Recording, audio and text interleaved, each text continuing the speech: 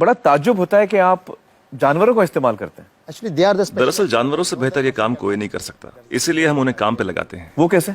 देखिए, गाय के बारे में तो हम सब जानते हैं, गाय दूध देती है, पर 4-5 बछड़े पैदा करने के बाद जब गाय दूध देना बंद कर देती है तो लोग समझते हैं कि गाय बेकार हो गई है।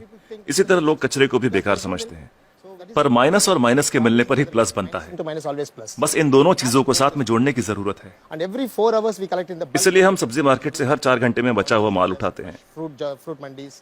So there's कुदरत ने हर चीज के लिए वक्त दिया है, अगर उस वक्त के अंदर आप सही इस्तेमाल कर ले तो वो चीज बेकार नहीं रहती, उसमें से कुछ काम की चीज निकलती है। resource. So the dry इसलिए हम अपने प्रोजेक्ट में गाय को अपॉइंट करते हैं, हर 35 किलो छिलकों के लिए एक गाय। उनका काम है इन सब्जियों के ताजे छिलकों को खाना, गोबर देना और फिर शेड में आराम करना, रिटायर्ड जिंदगी जीना।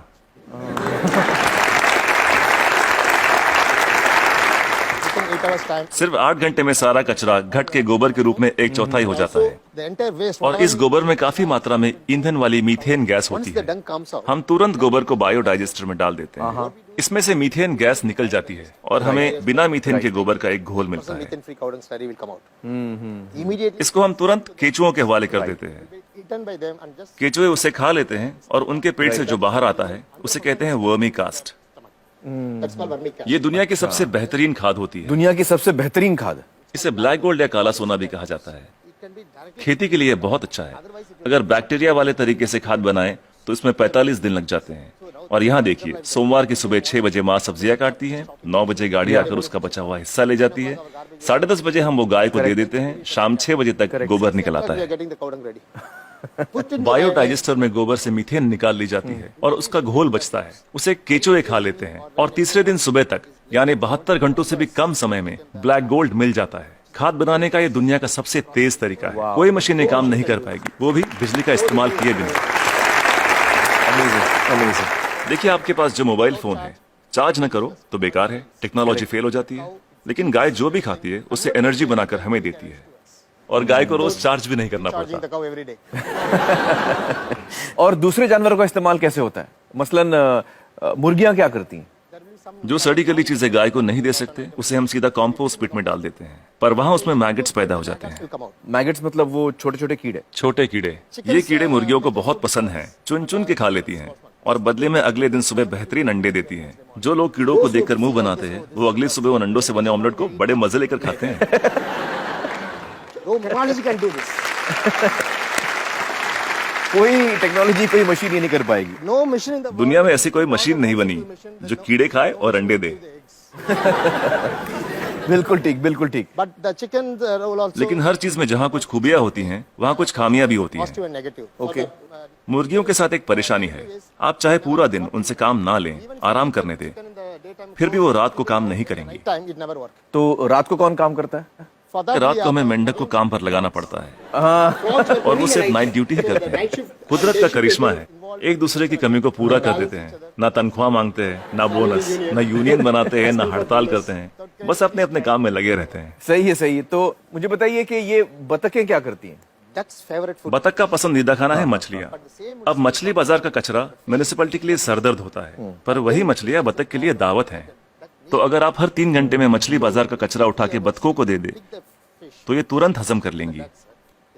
15-20 मिनट में सब कुछ सफाचट, और कचरा अगले दिन बतखों के खूबसूरत अंडों में तब्दील हो जाएगा। The whole thing will be conducted with beautiful way.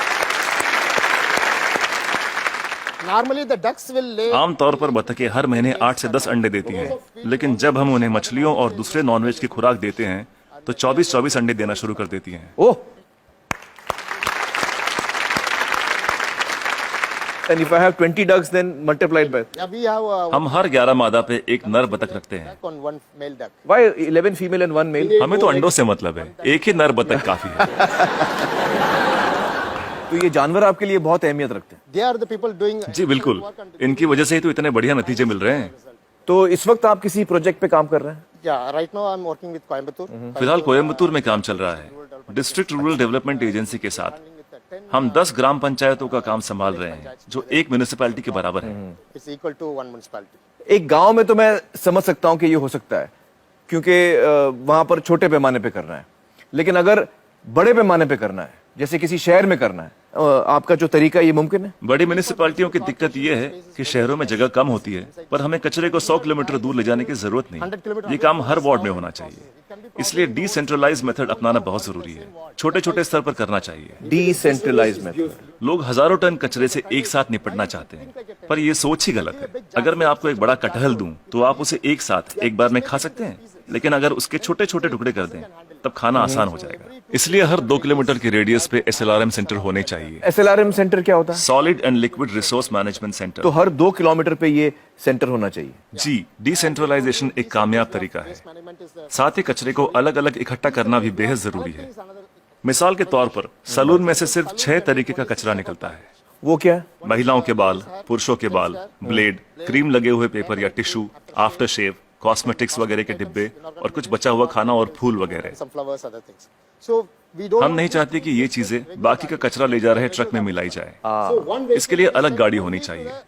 जैसे मुंबई में करीब 2000 सलून्स होंगे, 2000 saloons. एक गाड़ी सब जगह घूम के ले लेगी। हर इलाके के लिए एक छोटी गाड़ी। हाँ, अलग अलग एरिया के लिए अलग अलग गाड़ियां होंगी। हाँ। जी, सिर्फ सलून के लिए। दिन खत्म होने से पहले सब बिक जाएगा।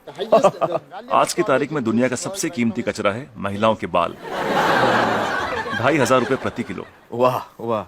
तो दिन भर का जो कचरा है, दिन खत्म होते होते वो इस्तेमाल भी हो जाएगा। अलग अलग इकट्ठा करें तो राज ये है, तरकीब ये है कि शुरुआत से ही मिक्स मत करो। जी, अलग अलग इकट्ठा करो और अलग अलग ही लेकर जाओ। तो आपके पास इसका पूरा प्लान है, मास्टर प्लान है? बिल्कुल है। वाह वाह। तो मुझे बताइए कि ये जो आपका मॉडल है, इसमें खर्चा कितना आता है? See, this is totally self-sustainable. देखिए, ये मॉडल अपना खर्च खुद निकाल लेता है। Experience, I'm telling you. मैं अपने तजुर्बे से कह सकता हूँ कि आपके घर के हर रोज के कचरे से 3 रुपए वसूले जा सकते हैं। Garbage. मतलब आप अगर मेरा कचरा लेंगे तो आप मुझे 3 रुपए देंगे? उसे 3 रुपयों में बदल सकता हूँ, 3 रुपए में तब्दील कर देंगे, बदल देंगे। और कचरा उठाने का कोई भी चार्ज लिए बिना। तो मुझे बताइए कि अगर मुंबई जैसे शहर की जिम्मेदारी आपको दी जाए कि इसको आप साफ कर दीजिए, तो आपको कितना समय लगेगा, कितना वक्त लगेगा आपको? कम से कम 18 महीने। मतलब 1.5 साल। तो मतलब 1.5 साल में आप मुंबई की काया पलट कर सकते हैं। Yes. जी, बिल्कुल कर सकते हैं। बहुत बहुत शुक्रिया श्रीनिवासन जी, बहुत ही कमाल के सुझाव आपने दिए हैं। बहुत बहुत शुक्रिया। Thank you.